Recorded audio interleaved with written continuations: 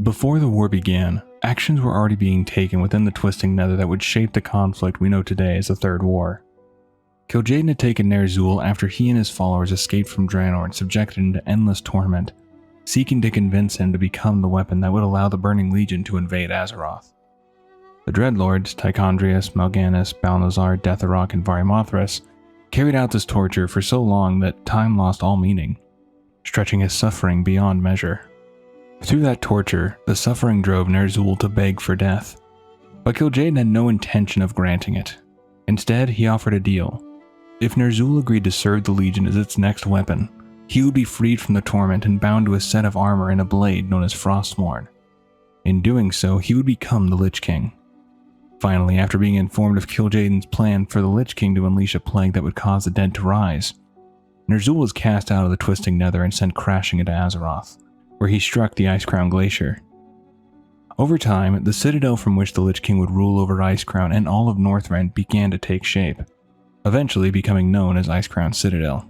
He first secured control over Icecrown itself, and once the region was firmly under his control, he spread the plague throughout Northrend. But it was not an easy victory. While many races fell to his control with little resistance, the Nerubians were a different story. Their conflict with the Lich King would come to be known as the War of the Spider, a brutal struggle in which they held out for as long as they could. Though a resilient and formidable race, led by the powerful Anub'arak, they ultimately fell. Anub'arak himself was then raised into undeath, bound to the will of the Lich King to serve him along with the rest of his kind that fell that day. But to expand his influence further, the Lich King would need help. Reaching out with his vast psychic power, he searched for someone willing to listen. In time, he found a man who sought greater knowledge, one who would journey to Icecrown to uncover what was unfolding there, and to learn the dark process by which the Lich King raised the dead. Before Kel'thuzad heard the Lich King's call, he was a mage within the Kirin Tor and was introduced to Jaina Proudmoore as one of the finest magi. Though something seemed off about him. Something Jaina couldn't quite put her finger on. That feeling would turn out to be correct. No one was aware that Kel'thuzad had a keen interest in the dark arts of necromancy, and following the Death Knights attacking Dalaran at the end of the Second War, his interest in that practice only grew stronger.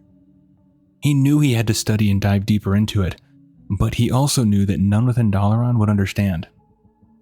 When the Lich King's voice came into his head, he knew he had to seek him out and learn what he had to offer, and with that he began his trek to the north. Arriving in Northrend with snow falling around him and the wind cutting across the frozen landscape, he saw what remained of the kingdom of Azul-Nerub. There, he ventured into a labyrinth-like structure buried deep underground where he even met with the conquered ruler, Anub'arak. The Crypt Lord led the shivering mage deeper into the structure, showing him the various wings where different trainings and experiments were taking place. Eventually, he was led to a wing where he would see how the plague worked in action, and it was something he wasn't prepared for. He walked into a room with the smell of death in the air. Inside a cage were two villagers, a man holding a woman who appeared to be terribly ill. She pleaded for Kel'thuzad to end her suffering with one bolt of flame and just let her rest in peace. But if he wouldn't do that, then at least let her husband go. But her husband refused, saying, "Hush, sweetheart. I will not leave you." All of her talking was getting on Kel'thuzad's nerves, so he quietly asked Anub'arak if he could silence her. Without hesitation, the Crypt Lord skewered her with his claw, shaking her free as her body crumpled to the floor. It would not take long for her to begin reanimating, but it seemed as though part of her humanity remained intact for a moment. As her skin turned a faint greenish gray, she cried out for the guards to take her husband away, but her pleas were ignored as her humanity slowly gave way to the craving growing inside. The man tried desperately to help her, but she pushed him away. Finally, the cravings got too much and she attacked him, scratching and clawing at him as she tore him apart. Kel'thuzad couldn't watch. Turning his back, he heard the gnawing and chewing sounds of the woman devouring her husband, his screams echoing in the chamber. It was too much for him. Kel'thuzad teleported outside into the snowy terrain, but before he could attempt to teleport again, wraiths appeared in front of him and stopped him in his tracks. He knew he would die if he tried to fight, and he couldn't run. He would never be given enough time to cast another spell, so he agreed to be taken to their master, believing that working with the Lich King would allow him to strengthen his own skills, and eventually catch the Lich King by surprise and destroy him. However, Kel'thuzad would soon be in for a shock when he began his trek up to meet the Lich King. He quickly realized there was no way he could defeat such a being.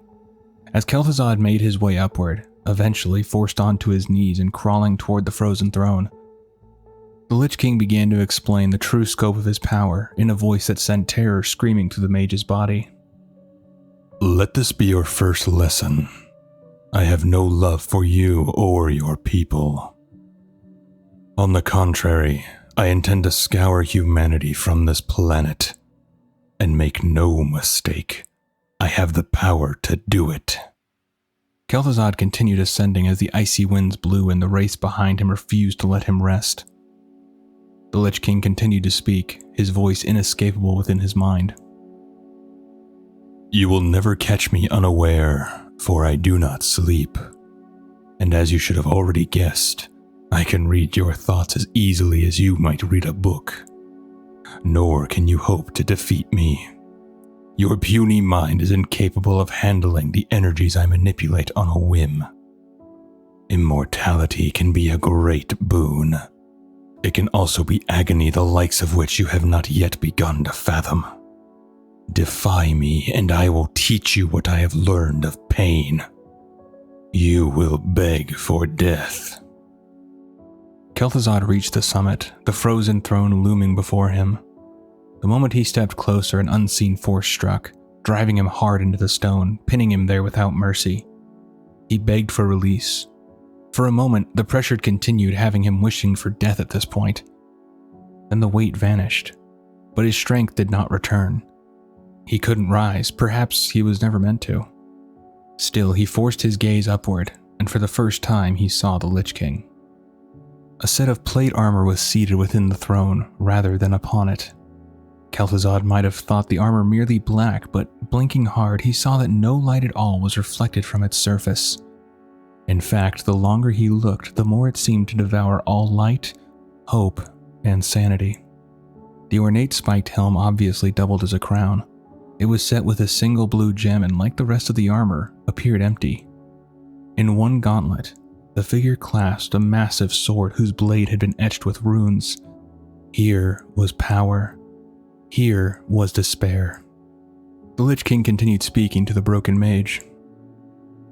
As my lieutenant, you will gain knowledge and magic to surpass your most ambitious dreams.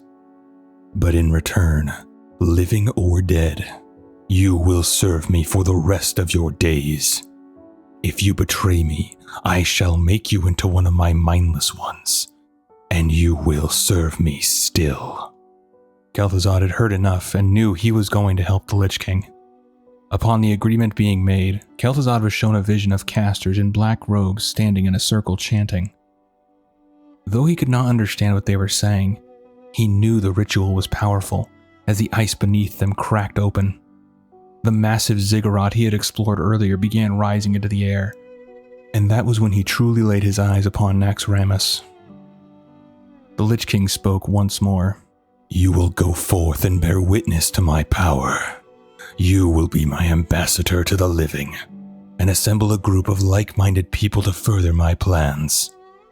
You will establish my hold upon Azeroth, and this will be your vessel. Within the floating necropolis, Kel'thuzad made his way back to Lordaeron. He donned a disguise and began recruiting for the Cult of the Damned.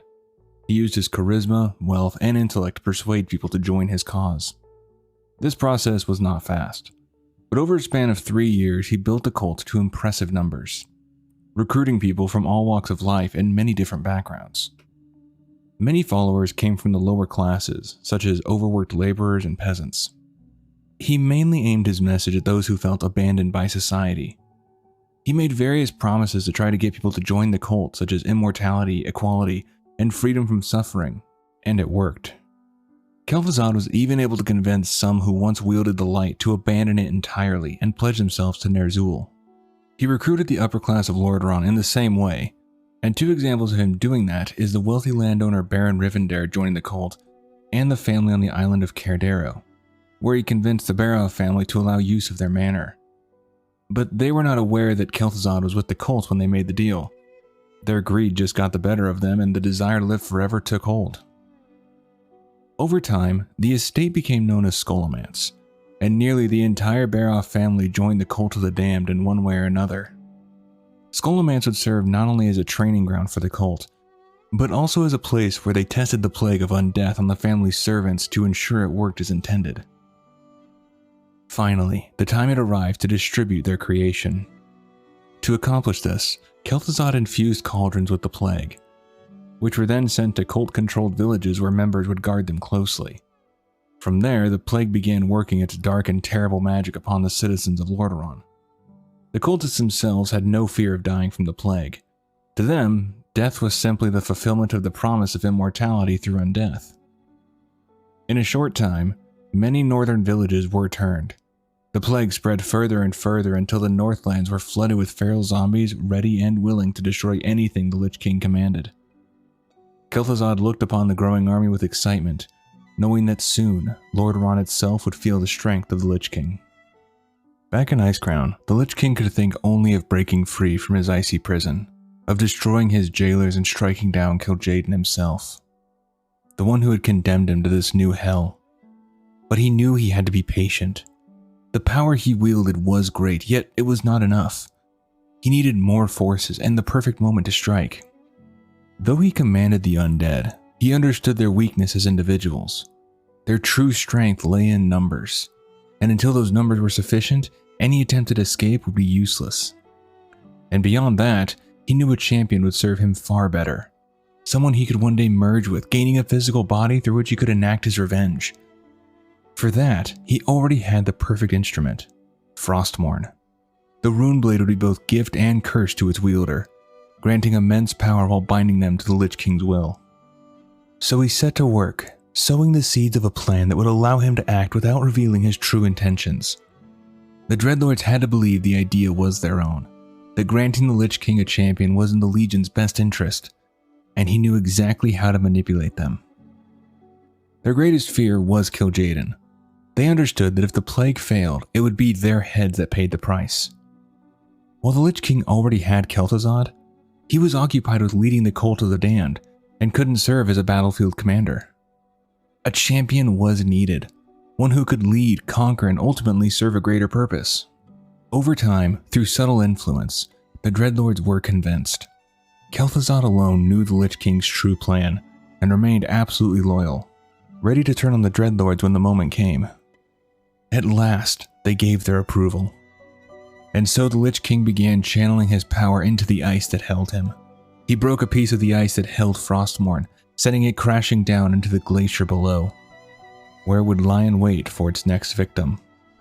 Sometime later, just before the Third War would begin, Thrall was asleep when he was granted a vision. In it, he saw a battle, orcs and humans in great numbers charging toward each other. Just as the two were about to clash, meteors wreathed in green fire fell from the sky, and a bright light appeared before him just before they were about to crash into the battlefield.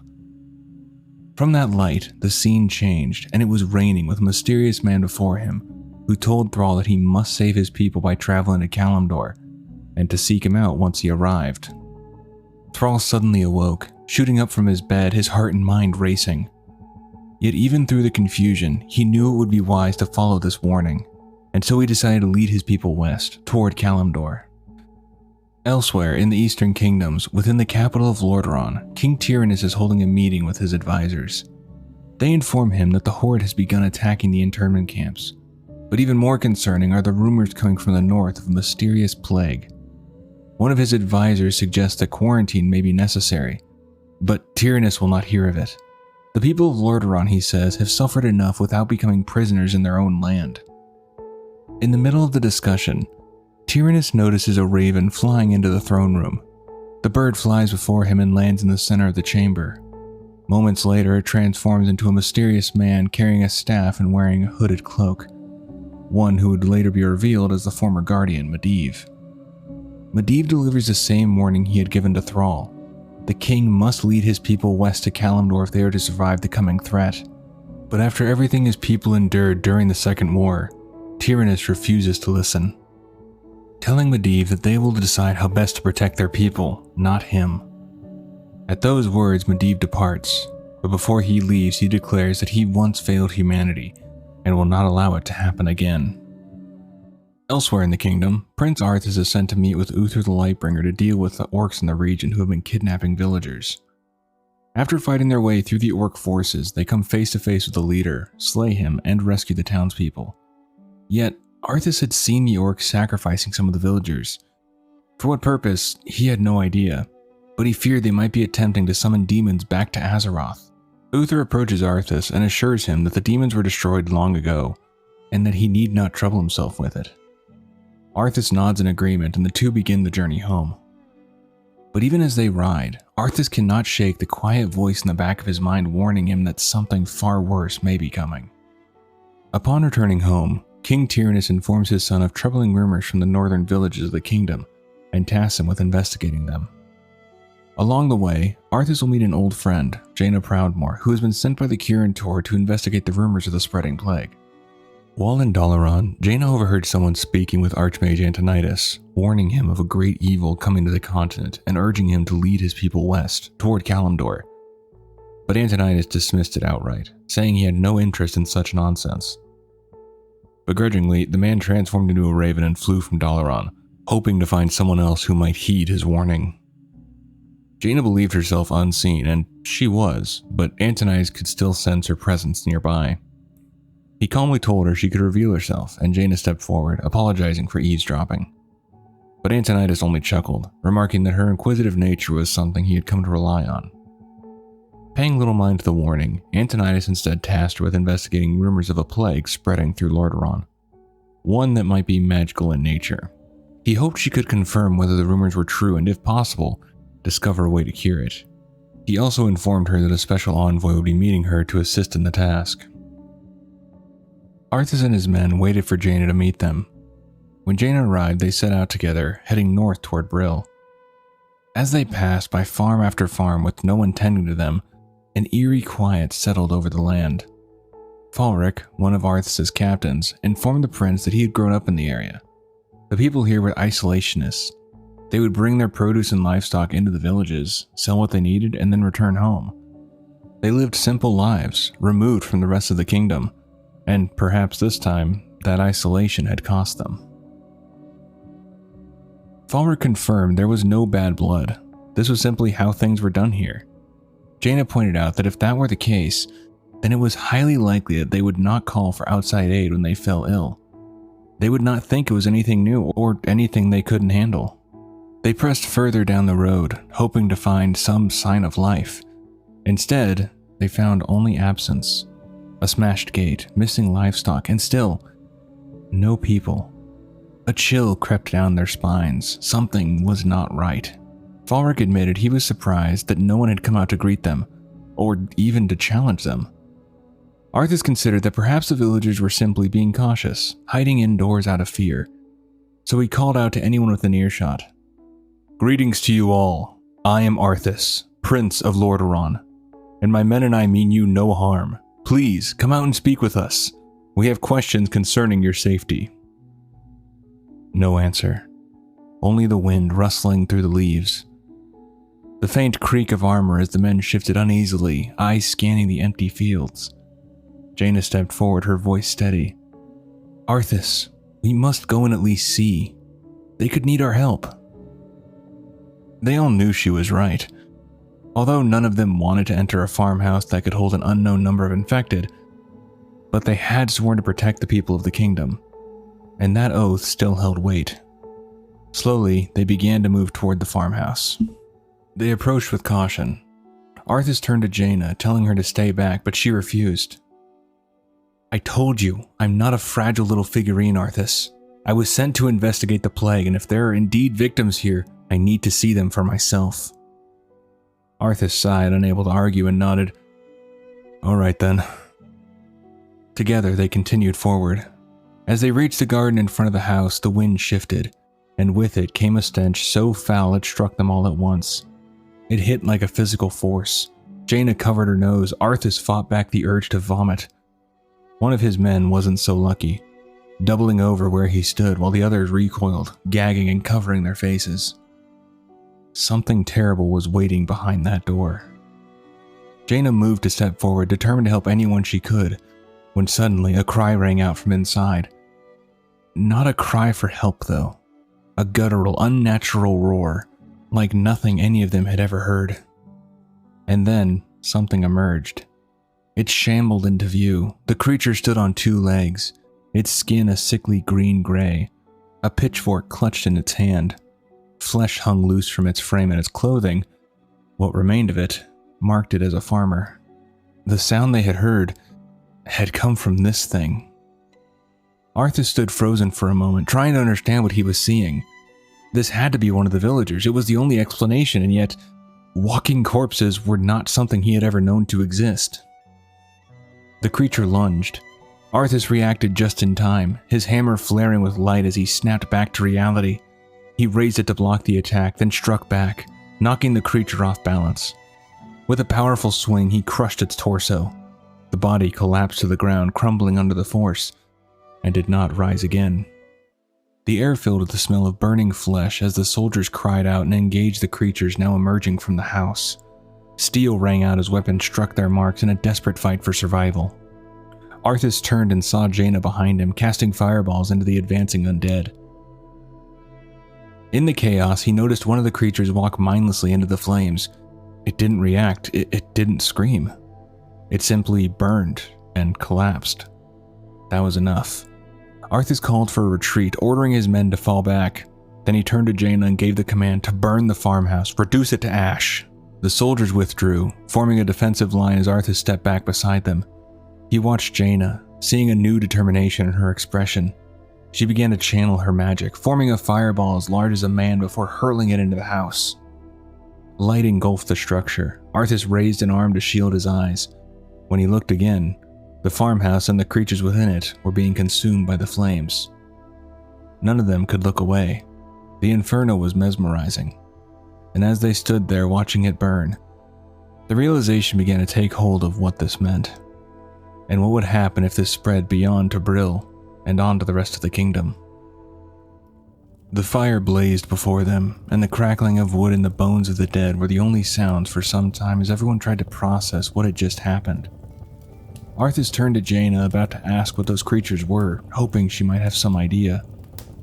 She did. She said they were called Undead. Falric spoke up. "Light preserve us.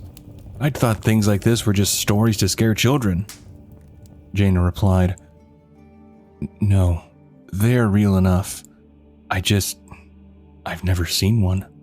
Never expected to." She took a deep breath to steady herself. "The dead sometimes do linger on, if their deaths were traumatic. It's what gave rise to ghost stories." She spoke with a calmness that helped ease the minds of those around her, drawing the attention of every soldier as she continued.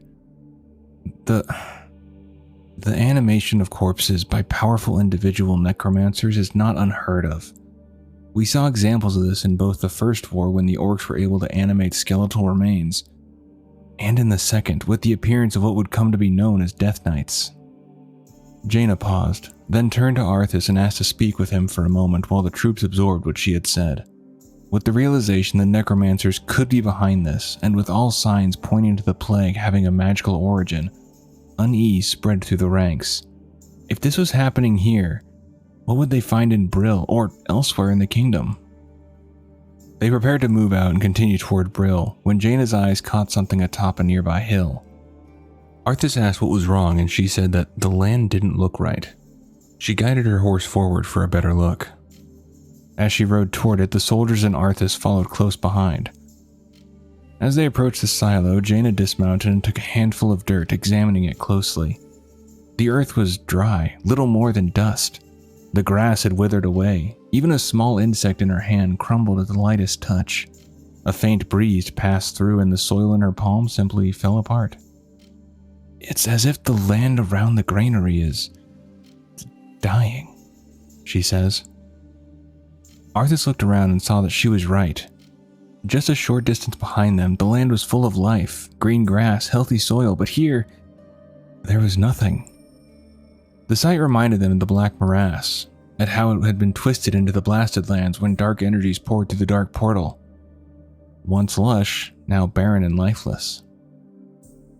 Then a thought struck Arthas. Could the grain itself be plagued? Let's hope not. She said, pointing to the crates the soldiers were carrying out of the granary. Those crates bear the regional seal of Andorhal, the distribution center for the northern boroughs. If this grain can spread the plague, there's no telling how many villages might be affected. At once, Arthas ordered his men to wear gloves as a precaution. Fortunately, most were already equipped, either wearing gloves or full armor with gauntlets. But just as quickly, concern overtook him. He took Jaina's hand and spoke a quiet prayer. A warm light flowed from his hands into hers, ensuring that any sickness within her would be purged. Thankfully, he didn't sense anything that needed to be purged. Now, their mission had changed. It was no longer just about protecting the people. It was about stopping the spread of the plague itself. They would have to destroy the infected grain before it could reach more villages. But they had not even reached Brill yet, let alone Andorhal, which still lay some distance ahead. But first, they would press on to Brill and see what remained of its people. On their continuing journey the next day, they crossed paths with a pair of Quel'thuzad priests who could feel that something was wrong, something creeping through the soil, and had come to offer what healing they could in hopes of stemming whatever was spreading through the kingdom. There wasn't any immediate healing to be done, but they were able to point Arthas toward a warehouse on the far edge of the village they were approaching. They continued on when suddenly a thunderous blast echoed through the air, an explosion. They raced ahead and soon found a group of dwarves fighting off the undead. The village was crawling with skeletons, and the source of the explosion became clear as the dwarves fired their cannons into the advancing horde. Another volley gave a brief reprieve, and Arthas seized the moment to approach them, asking for their help in destroying the warehouse. When the dwarves questioned why a warehouse mattered while the town was overrun, Arthas, nearing his wit's end, responded, "What's in the warehouse is killing these people, and when they die..." He pointed to the skeletons littering the ground, and the dwarves' expression shifted as realization set in. They were on the same page now, and together they began making their way toward the warehouse, still a good distance away and with many enemies in between. Jaina and the soldiers followed behind, finishing off any undead that had survived the last volley of cannon fire. During a brief lull on the road, one of the dwarves asked for Arthas' name, to which he replied, "Arthas, Prince of Lordaeron." The dwarf hadn't recognized him at first, and was taken back for a moment before introducing himself as Dargal. As they drew closer to the warehouse, more undead appeared to block their path, and without hesitation, Arthas leapt from his horse and charged into the fray. Frustration burned within him, and he focused it entirely on the enemies before him, cutting them down one after another as the group followed close behind. Jaina casting fireballs left and right, while Dargal and his dwarves joined the fight as well. As he fought, Arthas couldn't help but think about the difference between these creatures and the orcs they had faced before. Jaina had once told him that the orcs were still people, individuals. But these things were nothing more than walking corpses, jerking around like marionettes, activated by some twisted necromantic puppeteer. They fell like puppets with the strings cut too. Arthas began to notice that these undead were further decayed than the others they had fought before. Some appeared closer to mummified, while others wore scraps of armor or tattered clothing. Perhaps the villagers had tried to defend themselves. Perhaps they couldn't escape, whether from fear or the sheer number of undead in the area. But in the end, they all fell the same way, becoming mindless creatures driven only to end the living. The putrid scent filled the air, mixing with the burning of their flesh. In a brief moment, Arthas glanced around and saw his men still standing, fighting alongside Jaina, who, though pale from the strain of her magic, remained on her feet. He hadn't lost a single man. The thought grounded him, and just as quickly he threw himself back into the fight, continuing the push toward the warehouse. As they struck down foe after foe, Jaina suddenly called out a warning, and just in time, Arthas dodged a scythe swinging toward his neck from behind. With a swift turn and a crushing blow from his hammer, he ended the threat. But Jaina had seen something else. With a fireball ready in one hand, she pointed with the other toward a cluster of figures ahead. They were human, alive, but clearly not villagers or soldiers. Clad in black robes, they moved with deliberate gestures like spellcasters. Arthas immediately shifted his focus and called out to Dargal to fire on them, and without hesitation the dwarves unleashed another volley. When the casting stopped, the undead still moved, but without direction. And Dargel and his men took the opportunity to cut down as many as they could. Arthas charged forward, closing the distance, while his soldiers and Jaina dealt with the remaining undead behind him. But he was too slow. The ritual was complete and the portal opened. What emerged was a towering monstrosity, its flesh stitched together in thick, uneven seams, like something crudely sewn back into existence. It loomed over the battlefield, 3 weapons in its grasp, its lone working eye settling on Arthas. Jaina reached his side and remarked that it looked like multiple corpses stitched together, to which Arthas replied, "Let's study it after we kill it, okay?" The battle began immediately. The creature swung an axe as large as Arthas himself, but he dodged, circling behind it and striking from the rear alongside 3 of his men. 2 drove their spears into it as Arthas delivered the final blow, and the creature collapsed. But the victory was short-lived. The necromancers had escaped. Anger surged through Arthas. Jaina tried to comfort him, but he refused it. There was still work to be done. He called to Dargel and ordered the warehouse destroyed, and the dwarves gladly opened fire. He then called to Jaina to burn the rest. But before he could finish, she was already charging a fireball. When she released it, the remains of the warehouse and everything within it were consumed by flames, reduced to ash as they all stood watch to ensure nothing remained. As they prepared to move on, they explained the situation to Dargel. The necromancers, the plagued grain, all of it. And Arthas could no longer contain his anger, saying, "Necromancers, creating a plague to get more raw material for their unholy army. I want them. No, I want their leader. I want that bastard who is deliberately slaughtering my people. And it's a good bet that we'll find him and the answers we're looking for in Andorhal." Arthas drove his men forward harder than he should have, and he knew it even as he did it. But there was no time to slow down. Every moment they wasted meant more people falling ill, more people dying. Jaina rode alongside him, chewing on dried meat as they pressed onward. The light still sustained Arthas, giving him strength beyond normal limits. But Jaina was not so fortunate. Mages drew from different energies, and what she had endured, the spells she had cast, the strain she had pushed through, was beginning to show. Even so, she had given everything she had in the fighting before, just as the soldiers had. Arthas' purpose was clear: understand what was happening and stop it. But as the truth unraveled before him piece by piece, doubt began to creep in. Could he actually stop this? Could any of them? It didn't matter, he had to. It was his duty as prince to protect his people, and no matter how grim the path ahead became, Arthas would not turn from it. They had not reached the gates of Andorhal, but already smoke billowed into the sky ahead of them, stirring a fragile hope that perhaps the grain had been destroyed before it could spread any further. But as they entered the town, that hope was quickly extinguished. Flames consumed everything around them, buildings burned and the streets were empty. No villagers, no undead, only fire. A voice broke the silence behind them. "I believe you have come looking for me, children. You have found me. I am Kel'thuzad." Arthas turned sharply, gripping his hammer tightly as he faced the robed figure. His hood cast shadows over most of his face, leaving only his beard and the lower half of his features visible.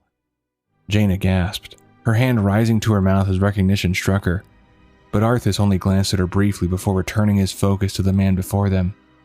Kel'thuzad continued, "I've come to deliver a warning. Leave well enough alone. Your curiosity will be the death of you." Jaina's voice trembled, not with fear but with anger. "I thought this magic taint felt familiar. You were disgraced, Kel'thuzad. Precisely for your experiment along this line. We told you it would lead to disaster, and you have learned nothing." Kel'thuzad remained completely unfazed. "Lady Jaina Proudmoore, looks like Antonidas' little apprentice is all grown up. And quite the contrary, my dear. As you can see, I have learned a great deal." Jaina had uncovered his earlier experiments, his work with rats, the beginning of his descent into necromancy, the very actions that led to his exile from Dalaran. To them, it was horrifying. To him, it was perfection. Arthas had no patience for it. He needed answers. Was this his doing? Was he the one behind the cult? Kel'thuzad turned to him. "I ordered the Cult of the Damned to distribute the plagued grain, but the sole credit is not mine. Arthas moved further to press, but Jaina spoke first. I serve the Dreadlord Mal'Ganis. He commands the scourge that will cleanse this land and establish a paradise of eternal darkness. Arthas demanded to know what they were trying to purge. Why, the living, of course. His plan is already in motion. Seek him out at Stratholme if you need further proof. That was enough. Arthas charged, swinging with the intent to end it in a single blow, but Kel'thuzad vanished in a puff of smoke. In the next instant, 2 undead seized Arthas' arms, dragging him down, but he broke free and brought his hammer down, crushing one where it stood before dispatching the second just as quickly. There was no time to dwell on it. They rushed to the granaries perched atop the hill, untouched by the flames, and Arthas clung to the hope, however desperate, that the grain was still inside, that it had not yet been distributed. But when they forced the doors open, they were met with emptiness. The granary stood bare. And with that, the truth settled in. The grain was already out there, villages across the land already consuming it. Rage consumed Arthas, at the cult, at Kel'thuzad, at Mal'Ganis, and even at himself. His hands trembled as he stepped away from the granary, his thoughts spiraling. He had failed. The leader of the cult had stood right in front of him, and he had let him escape. All he could think about was how many would die because of that, how many already had. For a moment, the weight of it threatened to crush him, but he forced it down. He still had a duty to fulfill. He knew who was responsible now, and he would do everything in his power to stop them, even if it cost him his life. North, that was where Kel'thuzad was going, and Arthas would follow. They mounted up, and Arthas rode like a man possessed. The nightmares they had witnessed had begun to dull, replaced by a singular focus. End this. End him. A large group of undead surged forward to stop them, but Arthas didn't slow. He drove his steed onward, shouting as he swung his mace in wide, brutal arcs, each strike fueled by the anger building within him. Bodies fell beneath him, heads crushed, limbs torn away as he carved a path through them. In a brief lull, he saw him, a figure standing in the distance, watching. Kel'thuzad. Arthas called out, and without hesitation the others followed. Jaina blasted a path forward, fireballs tearing through the undead as they advanced. Arthas saw nothing else, only his target, nothing else mattered. He finally reached his prey, and Arthas let out a raw, primal yell as he swung his hammer, striking Kel'thuzad at the knees. His men joined him, cutting and striking in a fury of their own. When it was over, Kel'thuzad lay broken before them, his robes torn and soaked in blood. Even then, he spoke. His death would change nothing. The scourging of the land had already begun. They did not linger. They turned toward Hearthglen. If there was still time to warn anyone, if anything could still be saved, they had to try. The sky was overcast early that morning as they neared Hearthglen, the clouds hanging low over the deceptively peaceful hills. Then, cutting through the quiet, came the sound of gunfire. Fear gripped them instantly, and without hesitation they charged forward, riding hard through the rolling terrain. The land looked calm, almost welcoming, but the sound of battle told a different story. Cresting the hill, they saw men and dwarves ahead, armed with rifles firing into the distance. For a moment, a single thought struck them all at once. Were they too late? Arthas rode forward and called for them to hold their fire, demanding to know what was happening and why they were so heavily armed. The defenders quickly explained that they had seen undead in the surrounding area and had armed themselves in preparation, but the town itself was still safe. Before relief could settle in, a scout shouted out to Arthas, warning that an undead army was heading straight for Hearthglen. Arthas turned to Jaina. She looked exhausted, far more than she had let on. The rest they had taken through the night had done little to restore her strength. Even so, she remained steady, but he could see the toll it was taking. There was no time to hesitate. He told her to leave, to find Uther and bring reinforcements. He would stay and defend the village. Jaina tried to protest, but Arthas wouldn't hear it. Every second mattered now. He ordered her to go. Reluctantly, she complied, conjuring a portal and stepping through it before vanishing from sight. Arthas watched it close, knowing full well what he had just done. The force they had might be enough to handle scattered undead, but not an army. Before he could give further orders, Falric called out to him, drawing his attention to several crates nearby. As Arthas approached, a sense of dread settled over him. He hoped he was wrong. He asked what the crates contained. A villager answered without hesitation. Just a grain shipment from Andorhal. There's no need to worry, my lord. It's already been distributed among the villagers. We've had plenty of bread. The words hit harder than any weapon. As Arthas began to piece together the full scope of Kel'thuzad's plan, the man he had just spoken to suddenly doubled over in pain. Others followed almost immediately. A strange glow pulsed through their bodies before they collapsed, clutching their stomachs as blood poured from their mouths. One reached desperately toward Arthas for healing, but the horror of what he was witnessing left him frozen in revulsion as the man convulsed and died within moments. Arthas stood frozen, shocked, not just by what he was witnessing, but by his own reaction. For a fleeting moment, a thought crossed his mind. Could the light even heal this? He tried to call out an order, but no words came. The dead man's eyes snapped open, his body lurched upright, and in that instant, everything became clear. This was how Kel'thuzad had built his army so quickly.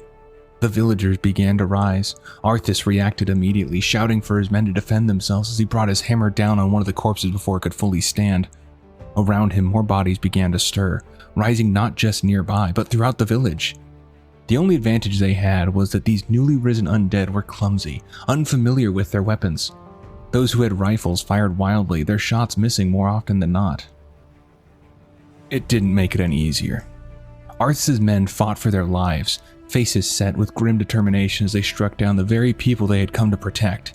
Skulls were crushed, bodies cut down, each blow landing heavier than the last as the reality of what they were doing set in. Then the true threat arrived. The undead army descended upon Hearthglen. Skeletons long dead marched alongside freshly turned victims, while others wore remnants of armor from lives long past. And among them were the abominations, hulking masses of stitched flesh that had taken multiple men to bring down before. But Arthas did not falter. He would not. Raising his hammer high, its light flaring brilliantly against the darkened sky, he called out to his men, "Hold your ground. We are chosen by the light. We shall not fall." Arthas had lost track of how many he had been fighting. He never stopped swinging his hammer, his arms trembling and his lungs burning with every breath. The light was the only thing keeping him and his men moving, steadying them when their bodies should have given out. It was their one true advantage. The undead were vulnerable to it, and a clean, decisive strike could stop them where they stood. But still they came. Wave after wave crashed against them, ghoul after ghoul, relentless and unending. These had once been his people, and even as he lifted his hammer again, that truth lingered in the back of his mind, until a familiar voice broke through the chaos. Uther had arrived, leading his knights into the fray, fresh and battle-hardened. With them came Jaina, despite the exhaustion weighing heavily on her. The tide shifted almost immediately. The undead began to fall faster, and with it came renewed strength for Arthas and his men. Uther's forces didn't hesitate at what they faced. Jaina had prepared them well. Each new wave was met with hammer, sword, and flame, driven back by sheer will. At last, the final of the walking dead fell to Jaina's fire, and as the flames died, so too did her strength. Her legs gave out beneath her and she quickly reached for her water skin, drinking deeply as her hands shook. She forced herself to eat as well, pulling out dried meat in a desperate attempt to restore even a fraction of her strength. Uther stood in silence, looking out over the sea of dead before them. Arthas, however, did not. His gaze had drifted elsewhere, to the bloated, fly-ridden corpse of a horse lying among the carnage. His thoughts had already moved beyond Hearthglen, Stratholme, Mal'Ganis. This was where it would end, and so he decided to start heading to Stratholme ahead of everyone, despite objections from the others. Uther tried to reason with him, to slow him down, but Arthas wouldn't listen. He even tried to draw Uther into his anger, reminding him that Stratholme was where he had become a paladin. But Uther refused to take the bait. "Easy, lad. Brave as you are, you can't hope to defeat a man who commands the dead all by yourself." Arthas said nothing. He mounted his horse and rode off without another word, needing to be alone. Behind him, Jaina and Uther watched him go. "He's feeling the weight of the crown for the first time," Uther said quietly. "He's never had to before. This is all part of it, my lady. Part of learning how to rule wisely. I watched Tyrannus struggle with the same thing when he was a young man. Both good men, both wanting to do the right things for their people, to keep them safe and happy. But sometimes the only decision is which is the lesser evil. Sometimes there's no way to fix everything. Arthas is learning that." Jaina could not let him go alone. Taking Uther's advice, she followed, keeping her distance. She cloaked herself in invisibility, watching him without interfering. Arthas rode hard, anger clouding his thoughts, at Kel'thuzad, at the cult, at everything that had happened, even at his horse for not moving faster. So lost in it all, he nearly struck a man standing in the road. Even though Arthas nearly hit him with his horse going at a full gallop, the man didn't flinch. Medivh had come to reach the prince at last, hoping this time someone would listen. Arthas snapped at him, anger spilling over, but the man calmly replied that he would not have been harmed. He spoke of Arthas' father, of warnings that had gone unheard, and told him the truth, that this land was already lost. If Arthas truly wished to save his people, he would leave and go to Kalimdor. Arthas refused. He could not abandon his kingdom. Before leaving, the man offered one final warning. The harder you strive to slay your enemies, the faster you'll deliver your people into their hands. Then he transformed into a raven and disappeared into the sky. Arthas remained, too consumed by the weight pressing down on him to understand what had just been said. Jaina revealed herself then, explaining that this same prophet had come to Dalaran, warning Antonidas of the same fate. But there was no time to dwell on it. They continued on toward Stratholme with Uther following behind, until they were forced to stop for the night. By morning, Arthas informed Jaina of his grim realization. The plague was far worse than they had thought. It was not a matter of necromancers raising the dead later. The grain itself carried it. The bread killed them and turned them into undead. This was how Hearthglen had fallen so quickly. They reached Stratholme ahead of the others. Rain had fallen throughout the journey, turning the roads into mud. By the time Uther and his knights arrived, the cold had set in. Jaina, though cloaked and hooded, was soaked through and shivering. Arthas scanned the city and hoped that he would see no sign of the plague, but that was just wishful thinking. The wind turned and suddenly he smelt that same sickly sweet odor he smelt at Hearthglen before the townspeople had turned. It was too late. The plague had been made into the bread. He turned to everyone and told them that everyone in Stratholme had been infected. Uther refused to believe it, asking if Arthas had gone insane, but Jaina stepped forward backing him up. If they had eaten the grain, then they were infected, and if they were infected, they would turn. But even as she said it, her mind was racing, grasping for something, anything that could stop this. Antonidas once told her, if a thing is magical in origin, then magic can combat it. If they had a little time to think, if they could calm down and react from logic and not emotion, perhaps a cure could... Arthas didn't let her finish. Arthas proclaimed the city had to be purged. Uther was horrified. How can you even consider that? There's got to be some other way. This isn't a blighted apple crop. This is a city full of human beings. But Arthas didn't waver. Jaina cried out, unable to believe what she was hearing, telling him they couldn't do this. Arthas turned to her, eyes filled with anger and hurt, and in that moment she saw it clearly. He believed this was the only way. Listen to me, we don't know how many are infected. Some of them might not have even eaten any grain at all. Others might not have had a lethal dose. We don't even know what a lethal dose is. We know so little. We can't just slaughter them all like animals out of our own fear. I'm trying to protect the innocent, Jaina. That's what I swore to do. They are innocent. They are victims. They didn't ask for this, Arthas. There are children in there. We don't know if it affects them. There's too much unknown for such a drastic solution. What of those who are infected? They'll kill those children, Jaina. They'll try to kill us and spread out from here and keep killing. They are going to die regardless, and when they rise, they'll do things that in life they would never have wanted to do. What would you choose, Jaina? That would be my personal choice, yes, but we can't make that choice for them. Don't you see? No, I don't see. We need to purge this city before any of them have a chance to escape and spread the contagion. Before any of them turn, it's a kindness. And it's the only solution to stop this plague right here, right now, dead in its tracks. And that is exactly what I intend to do. Arthas, give me a little time, just a day or two. I can teleport back to Antonidas and we can call an emergency meeting. Maybe we can figure out some way to... We don't have a day or two, Jaina. This affects people within hours, maybe minutes. I saw it at Hearthglen. There is no time for deliberation or discussion. We have to act now, or it will be too late. There was nothing left to say. Arthas gave the order. Uther refused. Damn it, Uther. As your future king, I order you to purge this city. You are not my king yet, boy. Nor would I obey that command even if you were. Then I must consider this an act of treason. Treason? Have you lost your mind, Arthas? Have I? Lord Uther, by my right of succession and the sovereignty of my crown, I hereby relieve you of your command and suspend your paladins from service. Arthas, you can't just... It's done. Those of you who have the will to save this land, follow me. The rest of you, get out of my sight. You've just crossed a terrible threshold, Arthas. Jaina? I'm sorry, Arthas. I can't watch you do this. She left with Uther trembling, barely able to hold herself together as she rode away.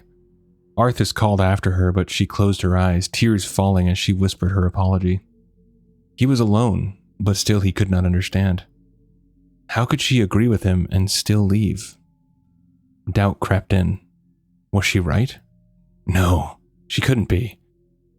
If she was, then he was about to become a mass murderer, and he knew that wasn't who he was. He knew it. When he came back to himself, he saw how few soldiers remained and wondered if they could truly take the city. Falric spoke up, agreeing with him, and others followed. Arthas gripped his hammer.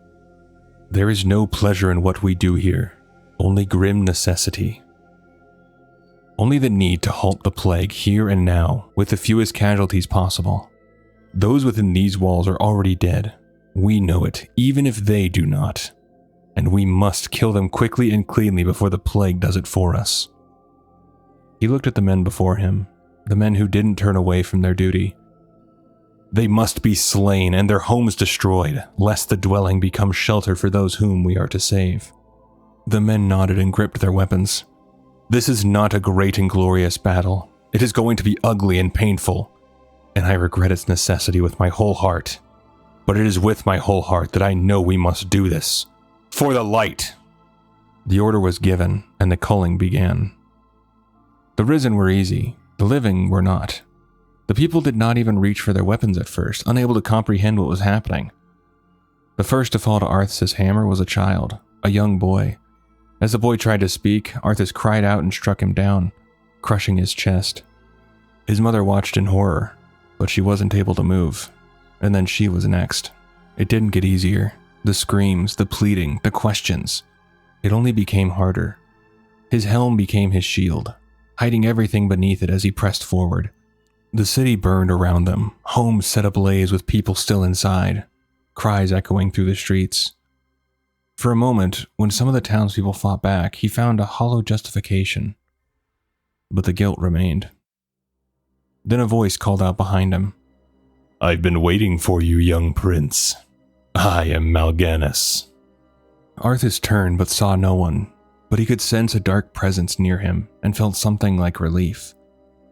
At last, the one behind all this death in the kingdom was here. Voices sounded from behind every door, and villagers who had been hiding from the carnage stumbled out, but they had already turned. Their bodies silhouetted by the green, sickly glow Arthas had already seen in Hearthglen. The voice continued. As you can see, your people are now mine. I will now turn this city household by household until the flame of life has been snuffed out forever. Mal'Ganis said with a laugh. Arthas shouted back that he would not allow it. Better that these people die by my hand than serve as your slaves in death. Mal'Ganis' laugh trailed off, and Arthas wanted to try to find him, but he was busy fighting for his life as a group of undead 3 deep charged at him. And Arthas was forced back into battle. Time lost all meaning after that. He no longer knew how long he had been killing or how many living and dead had fallen before his hammer. At last, the culling was done. The city lay in ruins, and his people had been slaughtered by his hand and the hands of his soldiers. He stood there exhausted, shaking, nauseated by the smell of blood, smoke, and the sickly sweet scent of poisoned bread still lingering in the air, even though the bakery itself had become a burning shell. Blood and ichor covered his armor. But even after all that, one task still remained. One final enemy had to die. Mal'Ganis descended from the sky, his wings outstretched as he landed on the roof of the building near Arthas. Now Arthas had read of dreadlords in books at Dalaran, had seen pictures of them before, and knew they were enormous, with large wings and unnatural legs wrapped in armor along the thighs and lower portions of their limbs. But the thing that truly haunted him was not the size or the armor. It was the eyes, those glowing green eyes, and the sharp teeth bared in an arrogant sneer. Terror was the dominant feeling Arthas had in that moment, and he fought to break through it. He was going to end this, he had to. He thought of all the souls in the city he had torn through, of the terrified men, women, and children who had not understood that he was doing this to save their souls. Hatred overrode the terror and the guilt, and in that moment he was ready to kill this dreadlord and end it here and now. Or so he thought.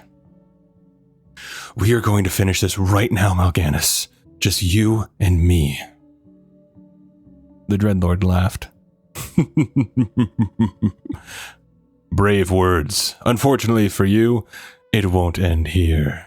Your journey has just begun, young prince. Mal'Ganis told Arthas to come to the Arctic land of Northrend, and that was where he would find his true destiny. Then he disappeared, and Arthas went almost manic with rage, swinging his hammer wildly until exhaustion forced him to stop. He swore then that he would hunt Mal'Ganis to the ends of the earth, and he knew now that Northrend was where he had to go if he meant to end this threat once and for all. 3 days had passed since the slaughter at Stratholme, and Jaina could no longer stay away. She had to see the aftermath for herself. A day and a half earlier, Arthas had come to her, asking her to follow him to Northrend. She had tried to warn him, tried to convince him it was a trap, but just like before the culling, he refused to see reason. He saw only one path forward. With that, he set out on his quest to the frigid north. As she walked through the ruins of what had once been a peaceful city, she saw fires that should have long since died out still burning, and it was clear that dark magic lingered here, infecting the land itself. The smell was nearly unbearable, so she pressed a handkerchief to her nose, infused with peace bloom essence, trying to dull the stench as she moved deeper into the devastation. Everywhere she looked, there was death. The people hadn't even understood why this was happening, and they hadn't been given a chance. She had hoped that maybe they would let the children survive, but even the children had not been spared, their bodies lying among the many others who had been unarmed and defenseless. They never stood a chance once it began. Questions flooded her mind. Would they all have turned into undead? Most probably would have, but all of them? There was no way to know. They knew so little about the plague. Far too little. And then came the question that would haunt her, as it had haunted so many before her. Could she have done more to change the outcome here? Arthas had been so determined, so unwavering, that it was hard to imagine anything short of killing him would have stopped him. He hadn't been seeing reason. He hadn't been listening, and so those questions would remain unanswered, lingering in her mind long after she left this place.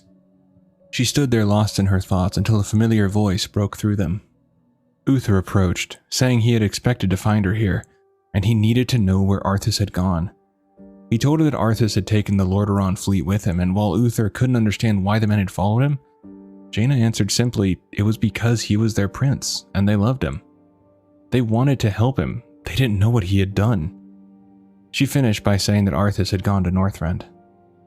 Before Uther returned to Capital City to inform King Tyrannus, the two spoke about everything that had happened. Jaina admitted that she was overwhelmed with doubt and regret. Before Uther returned to Capital City to inform King Tyrannus, the two spoke about everything that had happened. Jaina admitted that she was overwhelmed with doubt and regret, questioning whether she could have done more, whether she could have stopped him, whether she could have made him see reason. Uther listened intently and said, Anyone with a heart would wonder the same. I know I do. When she looked at him surprised, he nodded and continued, I could not fight him. He is still my prince, but I wonder, could I have stood in his path? Said something else, done something else? He sighed and shook his head. Perhaps not. But that moment is in the past, and my choices cannot be undone. You and I both look to the future now. Jaina Proudmoore, you had nothing to do with this slaughter. They spoke a while longer before Uther turned to leave, asking if she would be coming as well. But Jaina wasn't ready. Uther regarded her kindly before departing to inform the king of what had happened and where his son was heading, leaving Jaina alone in the middle of the devastation. She stood there, taking in everything around her. The smell was becoming unbearable, but she didn't move. She wanted to remember this. This would not become something forgotten, buried away in the footnotes of history. As she finally prepared to leave, a raven descended before her, transforming into the prophet she had seen before talking to Antonidas. This time he urged her to heed his warning and lead her people west to Kalimdor. A shadow had fallen over this land, and it would consume everything if they remained. With King Tyrannus, Antonidas, and Arthas brushing off his warning, this was their only chance for survival. Jaina hesitated, but she had seen enough. The death, the destruction, everything that had been lost. She could not deny it any longer. After a moment, she agreed and said she would do what she could to lead her people to Kalimdor. The prophet warned her not to delay, then departed. Leaving her alone once more, she began to feel something she hadn't felt in what felt like forever. Hope. Within the frigid land of Northrend, Arthas and his fleet arrived in an area known as Daggercap Bay. It was an ideal landing point, as the cliffs and surrounding trees provided a natural barrier, allowing them to unload their gear and establish a camp nearby. As they arrived, the soldiers shivered, rubbing their hands together in a futile attempt to stay warm, all except Arthas. Though he felt the cold, he did not shiver or react as the others did, standing still while the rest of the crew struggled against the biting cold. After the camp was set up, the soldiers turned in for the night in preparation for their hunt for Mal'Ganis the following day. But Arthas was not given rest. He had a strange dream, one he had seen before, the moment he had been forced to kill his favorite horse, Invincible, after a devastating fall. Only this time, something was different.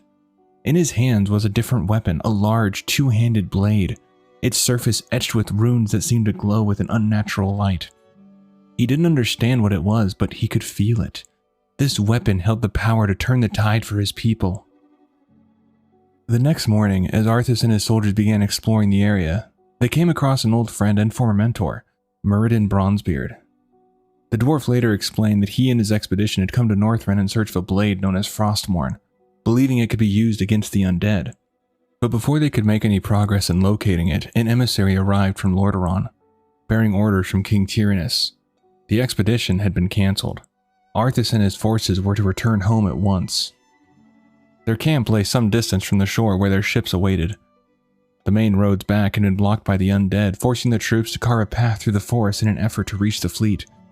But Arthas could not return, not yet. Mal'Ganis was still out there.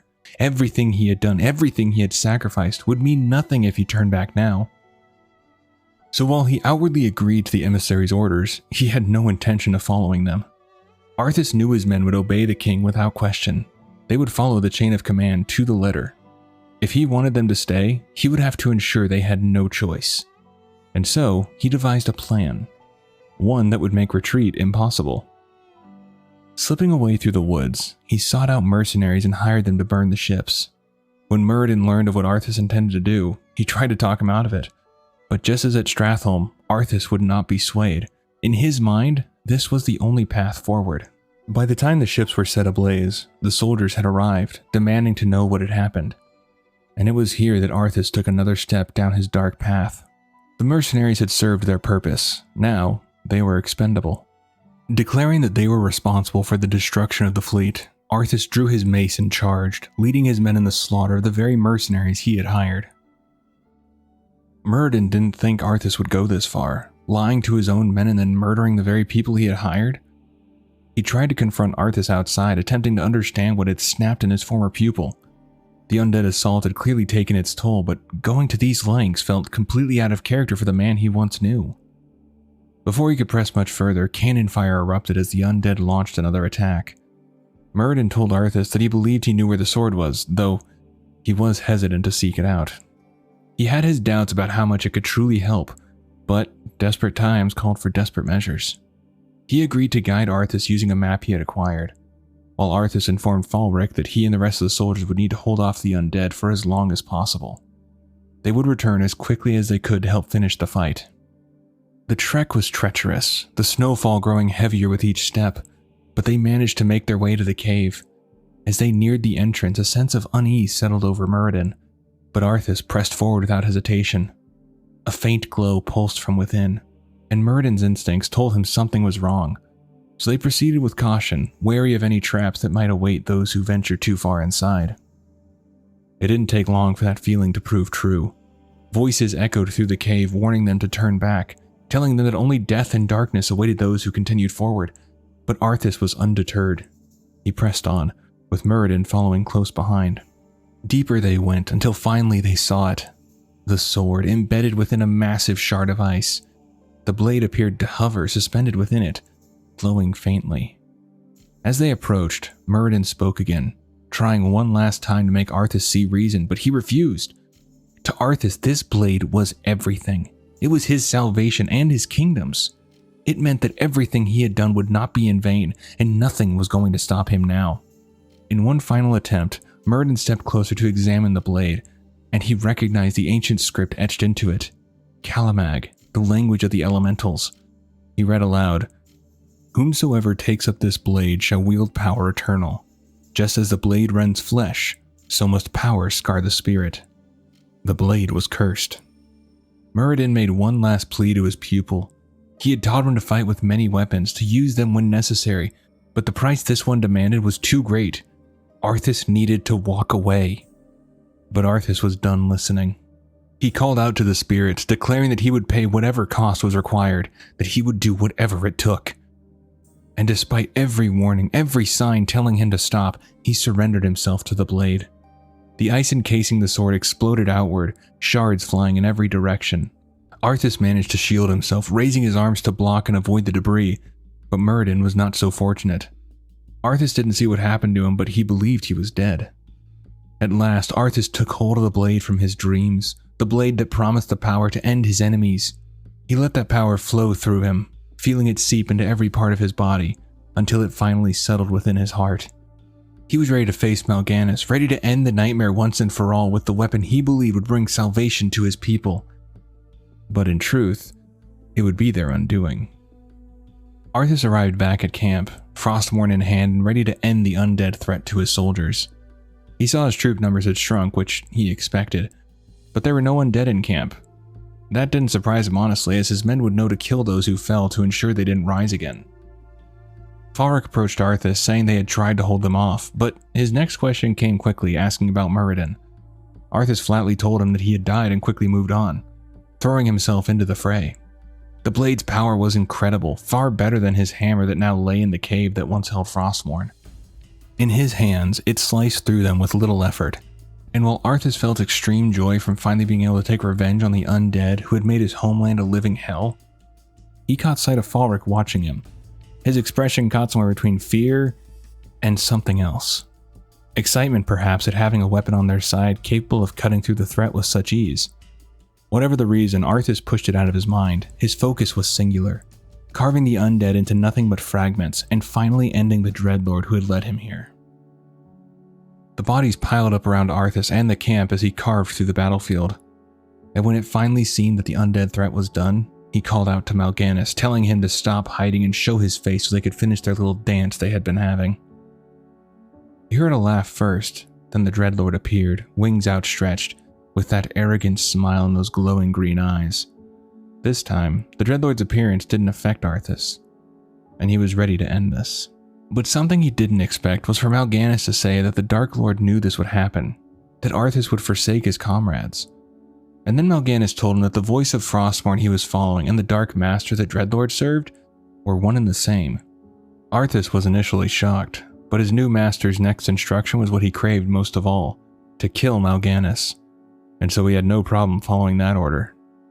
Mal'Ganis, on the other hand, clearly wasn't aware of that part of his master's plan, and while he tried to fight off Arthas' attack, it was useless. He fell to the blade that would claim so many more in the days and years to come. The end of Mal'Ganis was only the beginning for Arthas' new journey. as he walked off into the wintry landscape, leaving his troops to fend for themselves while his new master explained the plan to his new champion. Months passed, and Arthas returned to Lordaeron a changed man. Certainly not how his father or kingdom would expect, but a very changed man indeed.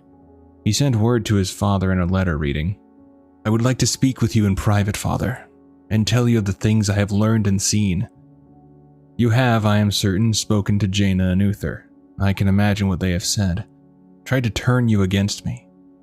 I assure you I have only done what I believe to be the greatest good for the citizens of Lordaeron.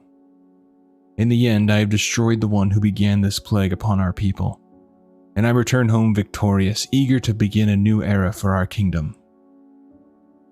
Arthas' appearance would be one that brought shock to his father. His golden hair had turned stark white, and he had become far more pale. But his troops were no longer the living soldiers that had ventured out with the young prince. They were Death Knights, raised in Northrend and now serving him without question. When they arrived back home, bells rang in celebration for their returning prince and his forces who had bested the evil in Northrend. Arthas walked at the front with Falric and Marrin, an old friend who had known him since they were kids, walking just behind him. They moved through the courtyard to the cheers of the kingdom, happy to have their enemies slain, as the flower petals rained down from above. As the petals rained down upon the soldiers, one landed in Arthas' hand. He admired its beauty, and it had him think back to when he believed he would marry Jaina, with petals falling all around them on their special day. But quickly, the petal began to decay and then turned to dust. Arthas cast away the dust that was the petal just like that memory, as he, Falric, and Marwyn continued forward to the throne room. As they entered, they knelt, with Arthas placing Frostmourne's blade tip against the ground in front of him. He watched as his father rose to greet him, excited to see his son after so long, though he moved slower now, aged by the events that had unfolded. Arthas thought only that soon it wouldn't matter. He stood, pushed his hood down, and revealed his face to Tyrannus, shocking the king. Then Arthas marched forward, forcing his father back into the throne as panic set in, and Tyrannus asked what he was doing. Arthas simply said, "Succeeding you." And with that, he thrust the blade into his father's chest, capturing his soul within Frostmourne. The slaughter began as the guards rushed Arthas and his 2 Death Knights, but they were no match for their power. In a short time, the throne room fell silent, and soon after, the slaughter of Capital City followed, ending faster than anyone could have imagined. Few escaped. The undead tore through innocent civilians without hesitation, sparing no one. Every soul that fell became another addition to the army of the Lich King and his goal of ending the living menace. But Arthas had one more goal, an old friend to raise into undeath, the same one who had been so good to him in life, his horse Invincible. He went to his steed's grave and raised him into undeath, ready to charge onward in the name of the Lich King as they cut down any who stood in their path. Following the assault on Capital City and the murder of his father, Arthas and his army set out to recover the remains of the wizard Kel'thuzad. They returned to the place where the mage had fallen in Andorhal, but in death, his body had dissolved into a foul, soup-like substance, a result of his dabbling in necromantic magic. There was little that could be done, but an acolyte said they could use their siege machine to carry the remains of their former master. After grabbing his remains, Tychondrius, a dreadlord in service to the Lich King, intervened. He warned that the lingering energy within Kel'Thuzad's remains was slowly fading, though there was still a way to preserve it. If they wished to carry the power with them to quell the loss and restore the mage, they would need a special urn, one capable of containing what was left of him. Arthas and his undead forces caught up to the urn Tychondrius had spoken of. It was part of a funeral procession, being led down the road by none other than Uther, accompanied by a small group of soldiers. Arthas had burned down the kingdom he once fought so hard to protect, and yet, in this moment, he felt nothing. Whatever remained of that part of him was gone. He would do what was necessary to claim the urn for Kel'Thuzad's remains. Even with the undead backing Arthas up, and knowing the power he now wielded, Uther stood his ground. This would be his final stand. The anger he once held had changed.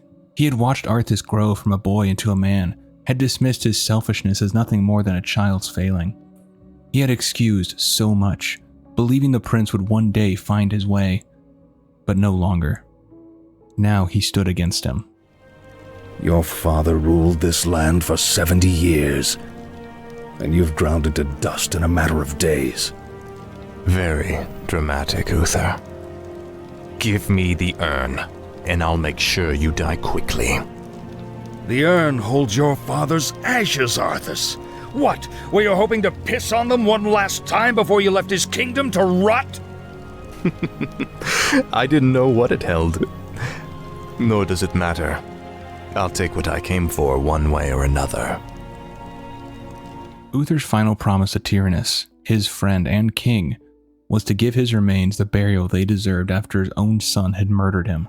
But Uther simply answered that he would rather die honoring the promise he made than to live at Arthas' mercy.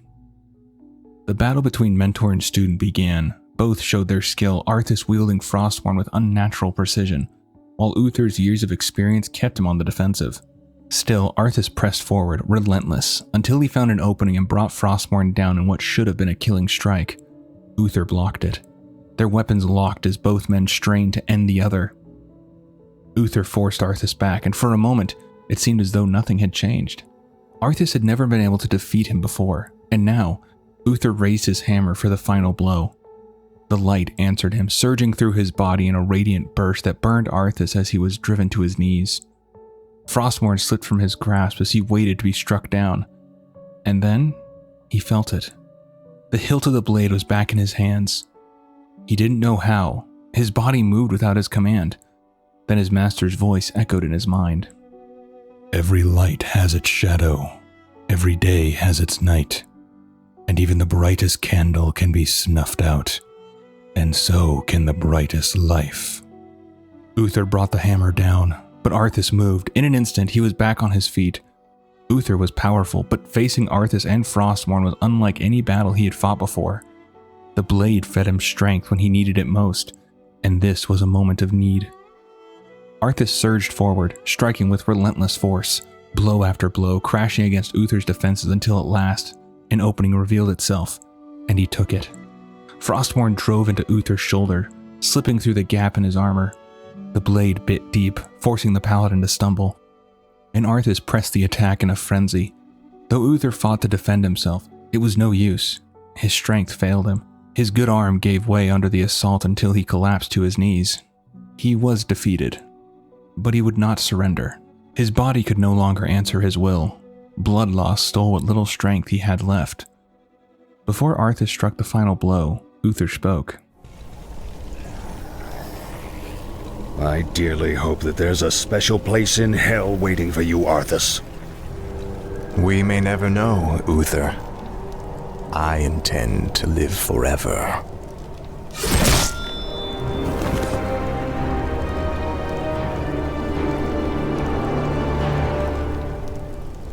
And just like that, one of the brightest lights was snuffed out. But Arthas had come for the urn, and he would claim it. He lifted it from where it lay, pouring out his father's ashes beside Uther's body before placing Kel'thuzad's remains within. With that, Arthas and the Scourge turned toward their next destination, Quel'Thalas. From Andorhal, their journey to the Elven lands was a long one. 6 days passed as Arthas and his army rained terror upon any village or people they came across. Along the way, they gathered more forces, including massive spider-like creatures known as Nerubians, sent by the Lich King to aid Arthas on his march. As he drew closer to Quel'Thalas, Arthas would occasionally catch movements in the trees. He was sure they were elven scouts, slipping back through the forest to warn their people. But he knew they had seen him long before he ever noticed them. It didn't bother him. He had no doubt the elves possessed no defense he couldn't break. That confidence wavered when he interrogated 2 prisoners taken along the way. One, a priest, could offer little of use, but in his desperation, he revealed enough for Arthas to realize there was another way into the kingdom. And the second prisoner proved far more useful. Tempted by the promise of power, he turned on his own people, and just like that, Arthas was handed the keys to Quel'Thalas. Sylvanas listened as the scout reported on Arthas and his army. He warned that if their defenses were breached, Quel'Thalas would likely fall, but Sylvanas remained undeterred and turned to Kel'Marin. We are Quel'Dorai. Our land is impregnable. He will not enter. Do not fear. He must first know how to break the enchantments that protect Quel'Thalas. Then he must be able to do so. Better and wiser foes than he have tried to take our realm before now. Have faith, my friend, in the Sunwell's strength and in the strength and will of our people." Sylvanas and her Farstriders waited at the outer gate as the fallen prince approached. When she first laid eyes on his army, even she was taken back. Abominations stitched together from multiple corpses, bodies barely held intact by strands of flesh, and siege machines unlike anything she had seen before. Empty, yet somehow more threatening for it. She was grateful when the wind shifted, carrying the stench away from her. She could have given the order then, could have caught Arthas unaware, but it would have been a cheap strike and her honor forbade it. They exchanged words. She urged him to turn back, to spare his forces and her people the death that would follow. She spoke of the enchantments that protected Quel'Thalas, believing that even the outer gate, though weaker than the inner defenses, would be enough to hold him. Arthas was unfazed. Sylvanas decided there had been enough talk. She gave the order, and a volley of arrows surged forward, loosed from behind her and from the archers along the wall. The aim was clear: cut down the living, then finish the rest with fire. The first volley struck true, but the charge didn't stop. The undead hurled themselves against the walls, limbs were torn away, bodies fell, but still they came. Others climbed over the broken remains, scaling the walls and cutting down the defenders where they stood. The elves fought valiantly, but their cries of pain, of fury, of desperation echoed across the battlefield. Sylvanas caught sight of one of her own, Sheldaris, standing her ground. Too far away to hear her words, Sylvanas could still see her lips moving, fighting, clinging to life for even a moment longer. Then she was overwhelmed. Sylvanas watched as she fell beneath the tide. There would be time to grieve later. Arrow after arrow flew from Sylvanas' bow, each loosed faster than the last. Even she was surprised by the speed. But then her focus shifted. A creature. It missed her by only a few feet, but seized another of her fighters instead, its talons digging deep into Vorithil's shoulder. He struggled desperately to break free as Sylvanas loosed an arrow at the creature's neck, but it struck and glanced off, as if the thing's hide were stone. As though it had grown tired of the struggle, the creature tightened its grip and climbed higher into the air, only to release him moments later. Vorithil's body struck the ground near a pile of fallen elves. Sylvanas could scarcely believe what she had seen, but the shock only deepened as the cultists she had thought dead began to stir. She did not yet understand how the dead were being raised, but she was about to witness it firsthand. First it was the cultists, rising once more, then her own elves. Among the fallen, Sylvanas saw a familiar body begin to move. Vorithil. Now he staggered forward, shambling towards the very allies he had once fought beside. Sylvanas looked toward Arthas. He had a grin on his face as he raised his sword into the air and the dead began to rise. Rage built within her. With every passing moment as she fought back the scourge, it only grew stronger, but then something else caught her attention. Something that pulled her focus away from the fight entirely. A shot from one of the siege engines rang out, but the impact was wrong. It wasn't the heavy crash she expected, it was softer, wetter. In a brief lull she saw it. The engines were loaded with the dead, her dead. Elven bodies, along with the fallen of Arthas' own forces, were being hurled back at her lines. The horror of it struck her all at once. After witnessing the dead rise and seeing her numbers dwindle, she made the call. Grabbing who she could, she ordered a retreat.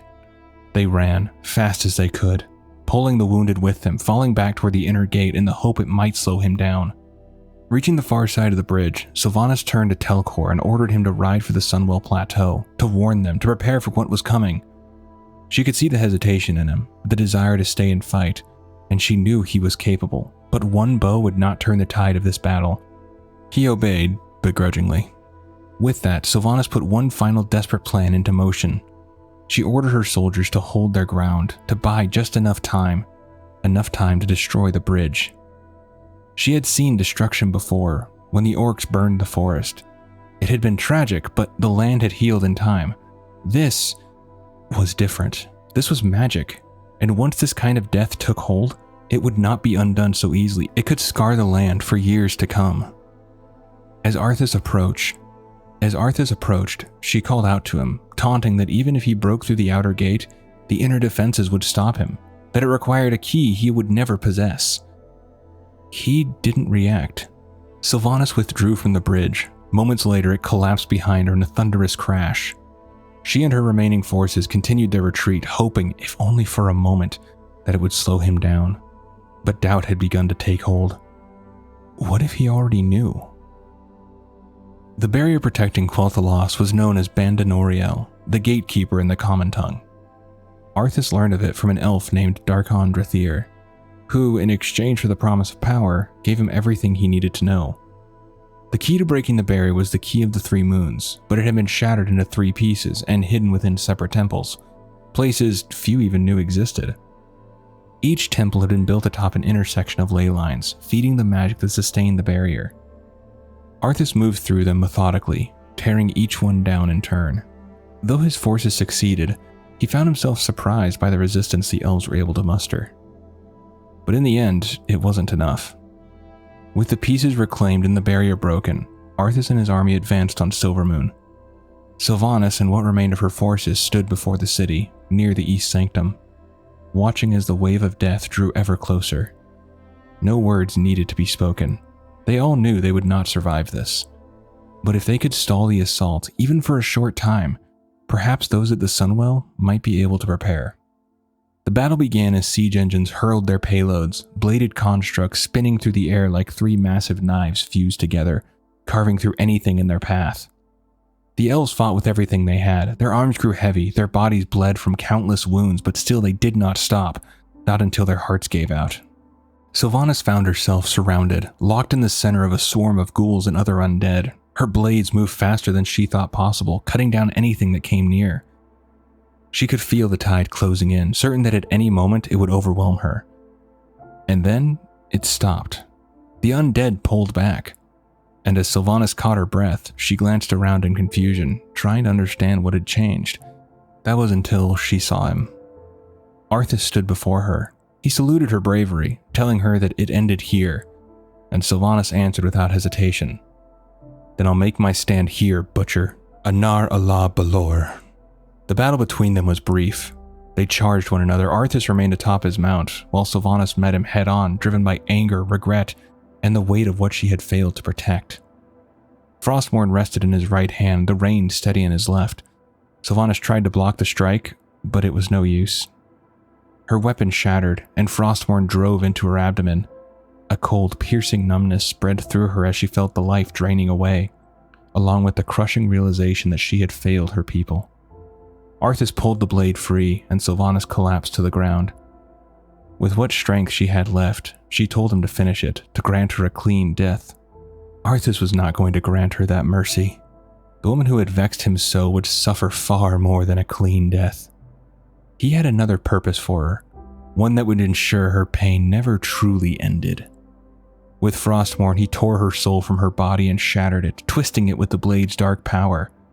The agony that followed was beyond anything she had known in life. When it was over, she had become a banshee, whose very scream would bring pain to all who heard it. With Sylvanas and her fallen people now bound to his will, Arthas continued his march toward the Sunwell. The remaining citizens of Silvermoon stood no chance.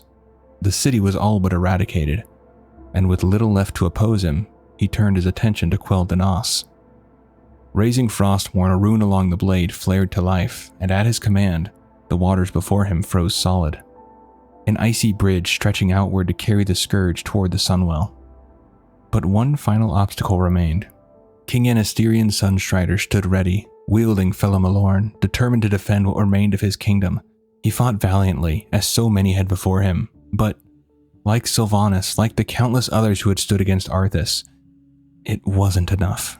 He fell to the rune blade, his soul consumed as Frostmourne claimed yet another victim. With the king dead, Arthas approached the Sunwell and, without hesitation, cast Kel'Thuzad's remains into its sacred waters. The radiant light of the well dimmed, its brilliance twisting into something darker, something corrupted. From its depths, something rose. A towering skeletal figure, wrapped in dark vestments, its empty eye sockets burning with unnatural fire. Kel'Thuzad had been reborn into a Lich. With his task complete, Arthas turned away from the ruined Sunwell. Before leaving, the scourge ensured that any elves who still lingered were put to the sword. Their work in Quel'Thalas was finished, and the march would continue. The next leg of Arthas and Kel'thuzad's journey led them into the snowy mountains of Alterac, where the Blackrock clan still maintained a functional demon gate. Kel'thuzad needed to commune with the demon lord Archimonde. The surrounding region was filled with orc encampments, and to ensure nothing would interfere, the Scourge moved through them methodically, wiping each one out before finally striking the main stronghold guarding the portal. After a hard-fought battle, the Blackrock forces were broken, and the gate was theirs. Kel'thuzad began the ritual. Within the frame of the portal, a swirling mass of green, black, and violet energy churned violently until a figure finally emerged. Towering blue skin and imposing beyond measure, the creature stood upon cloven hooves, his very presence radiating power, even in just this state. He told Kel'thuzad that to fully cross into Azeroth, he would require the Book of Medivh, which is held within Dalaran. The summoning ritual would begin in 3 days' time, at twilight. Once complete, the Legion would once again unleash its full might upon the world. With their objective clear, Arthas and his forces marched on Dalaran. As they approached, Arthas called out to those within, demanding their surrender, warning that if they did not open the gates, all would fall. Instead, a familiar figure appeared before him. Archmage Antonidas declared that Dalaran would not fall so easily, and that the barriers surrounding the city would destroy any undead who attempted to breach it. With that, he vanished back within to prepare for the attack. He didn't have long. Kel'thuzad quickly uncovered how the barrier functioned. It was sustained by 3 mages channeling its power, and if they fell, the barrier would collapse with them. The Scourge moved swiftly, hunting them down one by one death bringing the defenses closer to failure until, at last, the barrier fell. With the city exposed, Arthas advanced and soon came face to face with Antonidas. The Archmage summoned a water elemental and unleashed powerful magic, arcane, frost, and fire. But it wasn't enough. Frost had little effect on Arthas, and while the other spells struck true, they did little to stop him. Frostmourne hungered. With each swing, Arthas pressed forward, breaking through the Archmage's defenses. Antonidas' strength began to fade, his magic faltering as the Scourge closed in around him until at last, the rune blade found its mark. Another soul was claimed.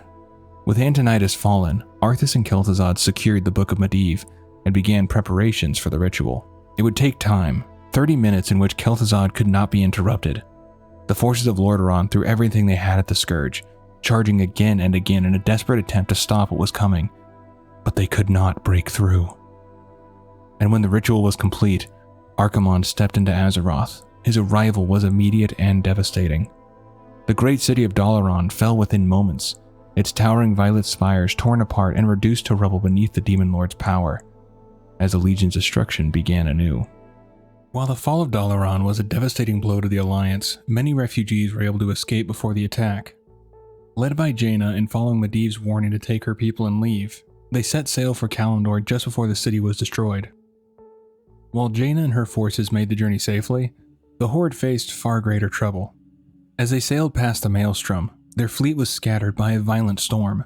Thrall and some other orcs were driven into a chain of islands, where they encountered the Darkspear trolls, who also had been caught in their own chaos. With the trolls' help, they were able to regroup and continue toward Kalimdor, now joined by new allies. Back in Kalimdor, Grommash Hellscream had already landed with his clan. He soon crossed paths with Jaina and her soldiers, sparking a clash between the two forces. When the rest of the Horde finally arrived, led by Thrall, he ordered Grom to stand down and leave Jaina's encampment alone. But Grom could not hold to that command. His bloodlust took over, and he continued his assault on her forces. Thrall was eventually able to rein him in, but as punishment for defying his orders, he sent Grom into Ashenvale Forest to gather lumber for their base. While Grom departed into the woods, Thrall set out to search for the rest of the scattered horde.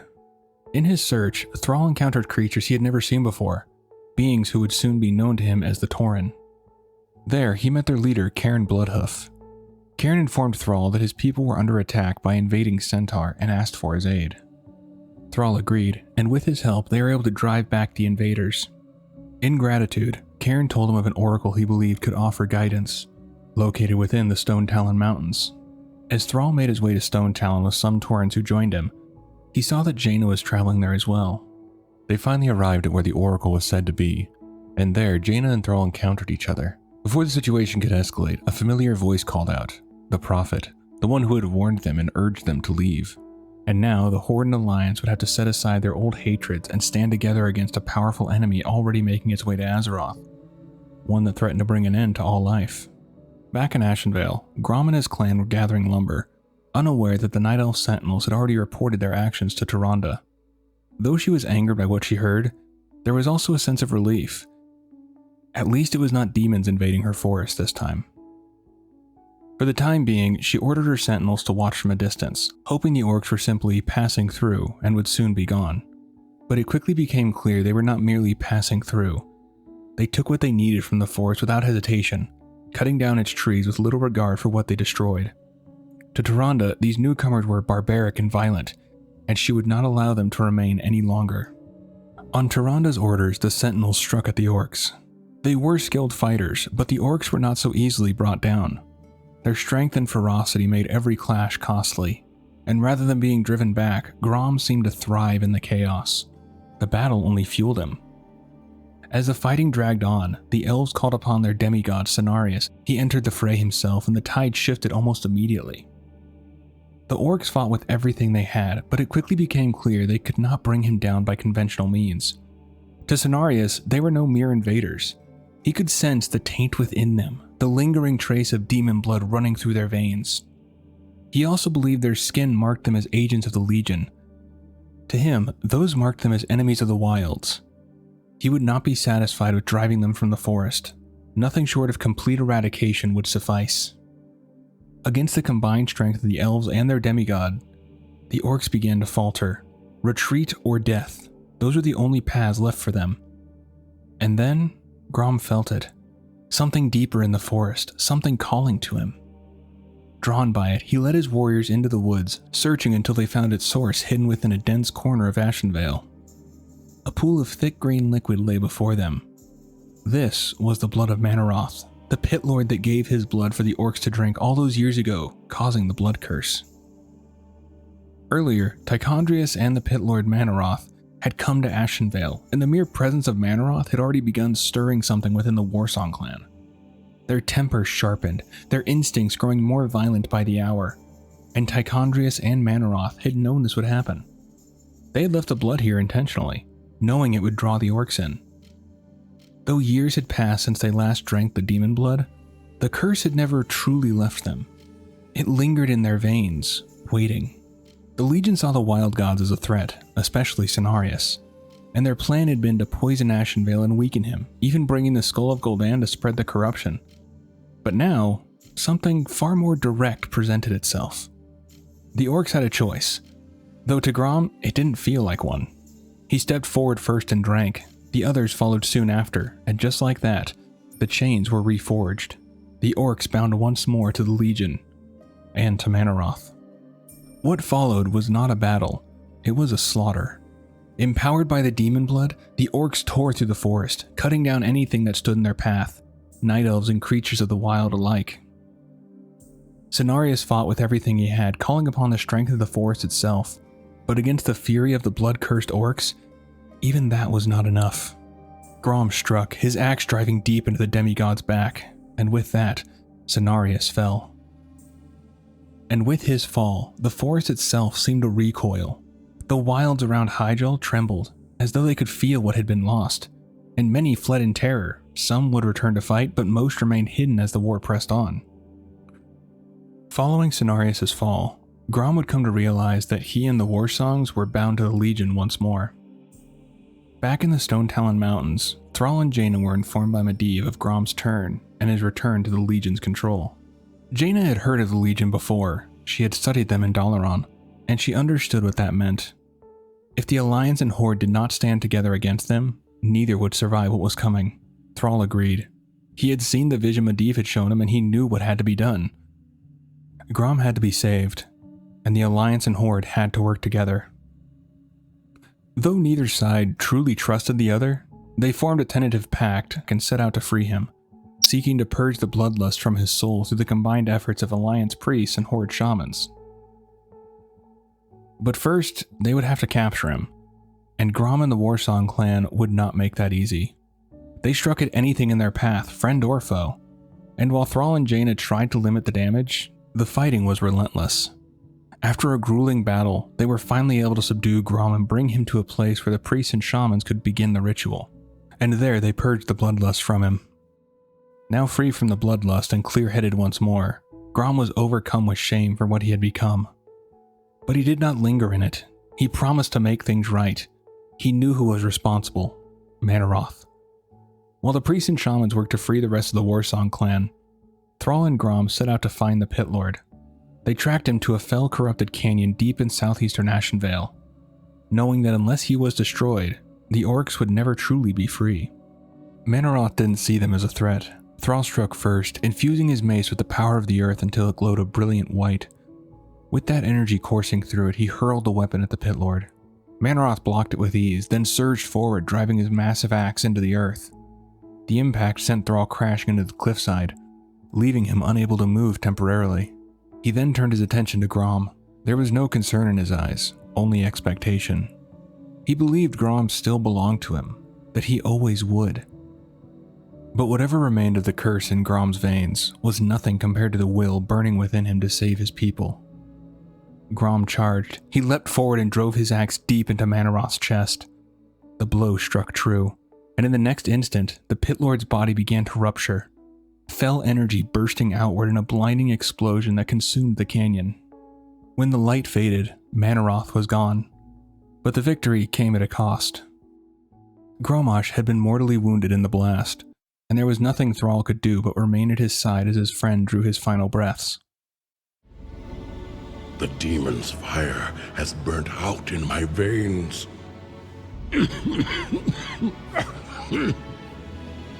I have freed myself.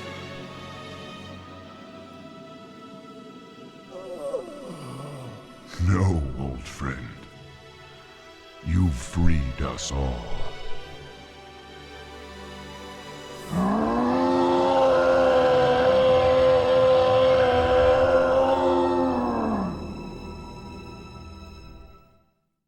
With Cenarius dead, the Legion's plans could finally move forward.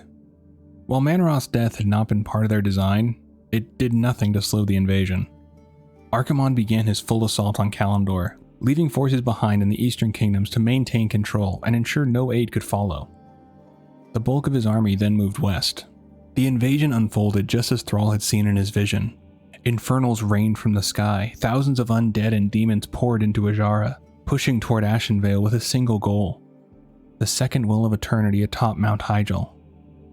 The Night Elves, forest spirits, and the combined Horde and Alliance forces fought back as best they could, but they were scattered, divided across the region. Each battle was fought alone, and alone they could not hold. The Legion overwhelmed them. Archimonde's army advanced steadily toward Hyjal, destroying everything in its path: the forest, the settlements, and any who stood against them. Nothing held. What had once been resistance became retreat. The Skull of Gul'dan had originally been meant for Cenarius, but with his death, its purpose changed. Now it would serve the invasion itself. Tichondrius, still in possession of the artifact, moved ahead of the main army and found a remote stretch of land near Hyjal. There, he began to channel its power into the earth, and the land began to rot. Corruption spread through the forest, twisting trees and warping wildlife into hostile creatures. Rivers turned a sickly green. The once pristine woods became what we know today as Fellwood. The corruption didn't stop there. It crept steadily toward Hyjal, threatening to reach the very heart of what the Legion sought. And with Fellwood behind them, the Legion carved out a path forward, one with little left to stand in their way. Tyrande and her sentinels finally caught sight of the Legion and of Archimonde. In that moment, she understood this was only the beginning. The Legion did not come to conquer Azeroth. They had come to destroy it. The second well of eternity atop Mount Hyjal would give them the power to summon even more demons, perhaps even Sargeras himself, the leader of the Legion and one of the original members of the Pantheon, the beings who had shaped and ordered worlds. Tyrande knew what had to be done. Hyjal had to be defended, and for that she would need the Druids. But they weren't waking. Normally, disturbances of this scale would reach them within the Emerald Dream. They would sense it and they would rise. Yet even as corruption spread and the threat to the world grew more immediate, they remained dormant. Cenarius' death had sent a shockwave through the dream, leaving the Druids weakened, disoriented, and effectively trapped. Still, Tyrande managed to wake one, her husband, Malfurion Stormrage. Once awakened, Malfurion immediately saw the severity of what was unfolding. He set to work organizing a resistance. Using the Horn of Cenarius, he woke the remaining druids who could not be awakened by normal means. With them freed, he sent them to join the Sentinels, while others were tasked with rallying the forest creatures and the remaining wild gods. Some answered the call. Many did not. With Cenarius gone, the wild gods were scattered, difficult to find, and unwilling to risk facing the Legion. Some chose to remain hidden, unwilling to emerge against such overwhelming power. Together, Tyrande and Malfurion traveled across Hyjal and into Winterspring, awakening druids and gathering what strength they could. Along the way, they found time to reconnect after centuries apart. But Malfurion quickly saw how much Tyrande had changed. She was harder now, more resolute, willing to sacrifice far more to protect her people. The truth became undeniable when they came upon the prison of Illidan Stormrage, Malfurion's brother. To Tyrande, Illidan was not just a prisoner, he was a weapon. She believed his knowledge of demons could be invaluable in the fight ahead, but Malfurion opposed the idea, seeing his brother as far too dangerous to release. Tyrande, however, had already made her decision. She was going to free him, no matter the cost. The Watchers stood in her way, the wardens who had guarded Illidan for millennia. She commanded them to release him, but they refused, and Tyrande would not be denied. She struck them down where they stood, clearing the path to his prison. And from the darkness within, Illidan Stormrage emerged once more. Illidan had been in prison for 10,000 years, isolated in darkness.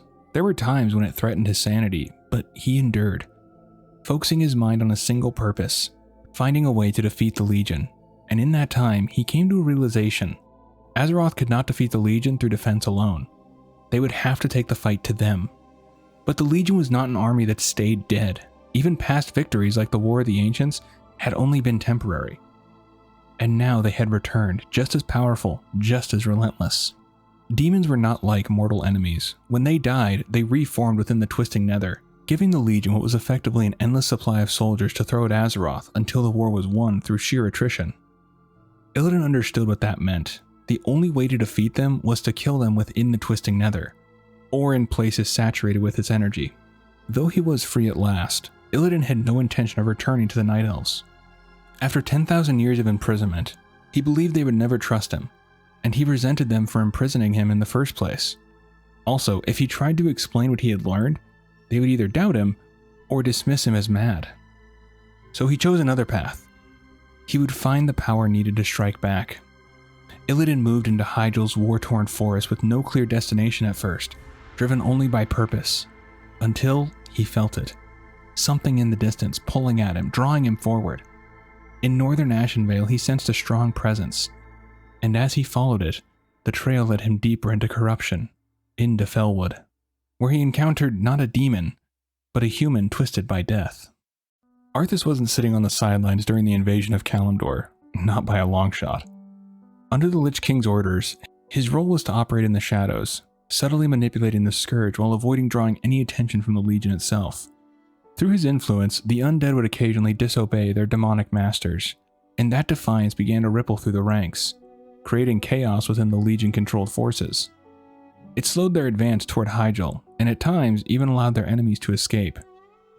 It wasn't enough to truly cripple the Legion, but it was enough to disrupt them. But Arthas knew he needed something more decisive. His attention turned to Tychondrius, the Dreadlord who held the Skull of Gul'dan. If Tychondrius were killed and the skull dealt with, the spread of corruption could be halted, dealing a significant blow to the Legion's efforts. The problem was that Arthas couldn't strike the killing blow himself. Doing so would reveal the Lich King's betrayal to Archimonde, and the time for that had not yet come. So instead, he looked for someone who could. Arthas sensed Illidan carving a destructive path through Ashenvale, and in him, he saw opportunity. Illidan was not loyal to the Legion, nor was he aligned with the Night Elves. He was driven by something else entirely: power, purpose, and a willingness to act. Arthas sought him out and put his plan into motion, revealing the existence of the Skull of Gul'dan and the power it held, while warning him that Tychondrius guarded it. Illidan didn't trust him, but the promise of power was enough to draw him in, and he set out in search of the skull, leaving Arthas behind, though this would not be their last encounter.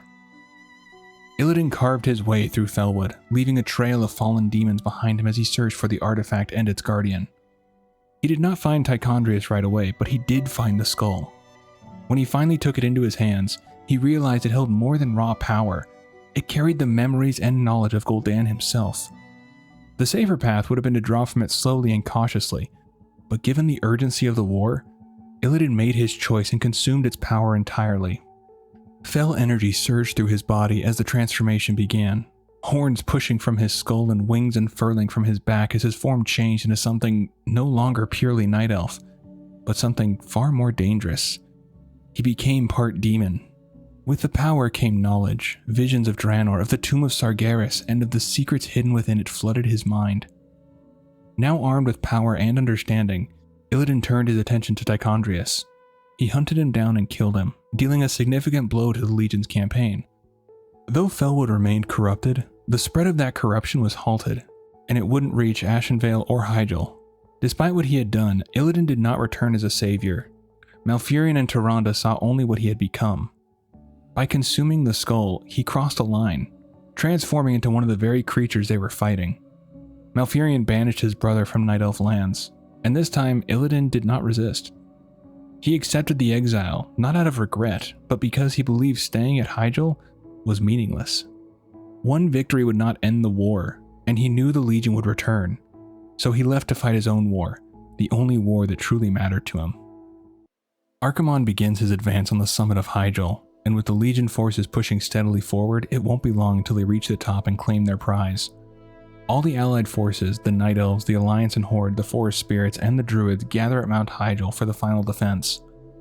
Though they face many limitations, they believe they can win, but not while divided. The Alliance and Horde still don't trust one another, and working together proves difficult. Medivh brings the leaders, Jaina, Tyrande, Thrall, and Malfurion, together and makes them understand they must stand united or all will be lost. At last, they agree to fight as one, and with that unity, Malfurion reveals his plan. Archimonde cannot be defeated through brute force, so another path is needed. It is a dangerous one, and it comes at a cost. Long ago, the world tree Nordrassil was blessed by the dragon aspects, granting the Night Elves immortality and immunity to disease and illness. If those enchantments were ignited, Malfurion believes they could unleash an explosion powerful enough to destroy Archimonde. But doing so would strip the Night Elves of those gifts, leaving them vulnerable to illness and aging for the first time in 10,000 years. It is not a choice made lightly. The cost would reshape Night Elf society, but it is the only path forward. Malfurion and the Druids begin preparing the ritual, while the defenders hold the line, buying as much time as they can. Archimonde, confident in his victory, believes the defenders will remain disorganized and easily broken. But this time, they stand together. Humans make the first stand, holding as long as they can before falling back. Then the Orcs take their turn, meeting the Legion with everything they have, and finally, the Night Elves step forward to face the Demon Lord. Thousands fall, but their sacrifice is not in vain. As Archimonde approaches Nordrassil, he believes victory is already his, that the world is about to fall. But the plan takes effect. Wisps emerge from the forest, gathering around him. At Malfurion's command, they don't attack. Instead, they channel their energy into Nordrassil, igniting the ancient enchantments within. The explosion is immense. In an instant, Archimonde is destroyed, along with a vast portion of the Legion's forces. The invasion is broken, but victory comes at a cost.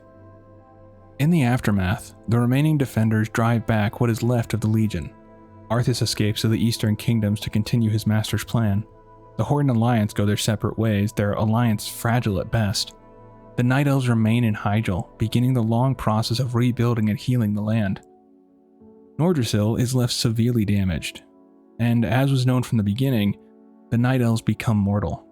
The damage to the World Tree also makes it more difficult for Druids to reach the Emerald Dream, weakening their connection to it. Medivh, however, has done what he set out to do. His time on Azeroth is coming to an end, his power fading as he watches the result of his efforts. Though the Legion has been defeated for now, he knows other threats remain. Still, Azeroth now stands in the hands of its people, just as he intended, and with that, Medivh vanishes into the wind. The roots will heal in time, as will the entire world. The sacrifices have been made. Just as the orcs, humans, and night elves discarded their old hatreds and stood united against a common foe, so did nature herself rise up to banish the shadow forever. As for me, I came back to ensure that there would be a future, to teach the world that it no longer needed guardians. The hope for future generations has always resided in mortal hands. And now that my task is done, I will take my place amongst the legends of the past.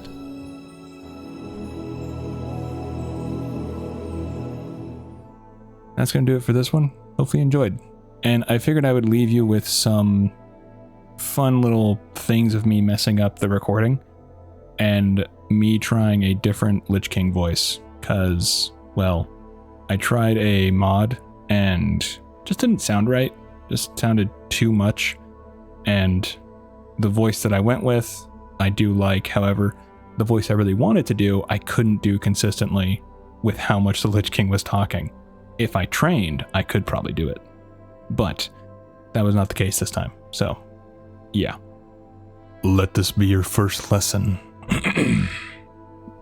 Well, preferably I'd do like, Let this be your first lesson. I have no love for you or your people. oh my god, that is hard to keep. Let this be your first lesson. I have no love for you or your people. Can't keep. We need to make shorter sentences now. Listen to me. We don't know how. Damn it. Arthas gave the Orther. The Orther. Those within the walls. Those within these. Damn it. Questioning whether she. Jaina admitted that she had been. Yeah. An emissary arrived from. I was about to say arrived from Northrend. And Muradin's instincts. Muradin stepped closer to examine the blade and recognized the ancient script etching in a beam. Arthas managed to shield himself, raising an arm. Yeah, crap. Feeling it seep into every part of his body until finally settling with. Yeah. But something he didn't expect. Was for Fucking A. But Frostmourne's next instructions was. Oh my god, why can't I talk? It's the final thing, come on, man. But Frostmourne's why does that sound so weird? But Frostmourne's next instruction was what? Calamag, oh my god. Words. I don't know what my just tongue went here. But Frostmourne answered, and with the urn is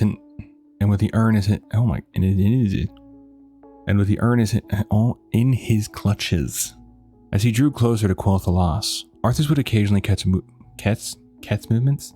He struggled desperately to break free as Sylvanas loosed an arrow of the... Damn it, so close. So close.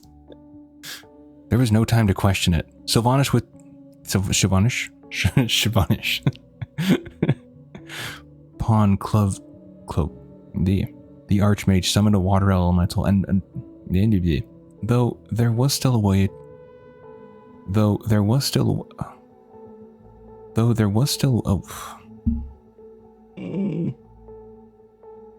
It's not even a hard sentence. Though there's still...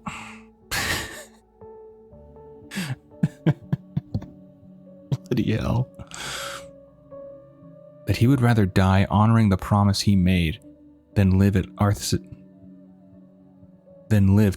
at mercy. Oh my god. Still, Arthas pressed forward, relentless, until he found an opening and brought Frostmourne. Grommash had been mortally wounded by...